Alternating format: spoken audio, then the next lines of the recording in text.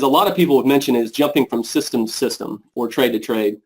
And I think a big part of that is a trader, a struggling trader, new trader, old trader, whatever, is making sure that you understand the strengths and weaknesses or what it's created for, what exposure it gives you. So, they mentioned the bearish butterfly. The bearish butterfly, in essence, is a bearish trade. So in being in a bearish trade, and let's say you have a 2016 market that goes straight up, it's not going to do too well. It doesn't mean the trade's broken. It doesn't mean the trade's doing poorly. The trade's doing exactly what it needs to do in that type of environment. And so understanding that different trades will do differently in different environments and putting that together in a portfolio, we mentioned the bull trade and, really getting something that is going to cover all 5 markets, not just with one trade, but you can put a portfolio of trades together. But understanding that to where, okay, if I'm in a bullish trade and the market's going straight down, don't expect it to do well. Not saying that the trade's broken.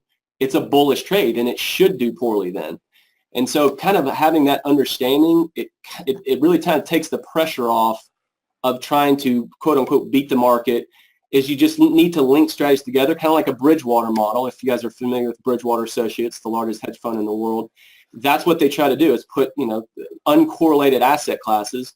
The nice thing with options is you can put uncorrelated strategies together and create something that will be somewhat of an all-weather. So I guess that's what we work to do at Black Peer.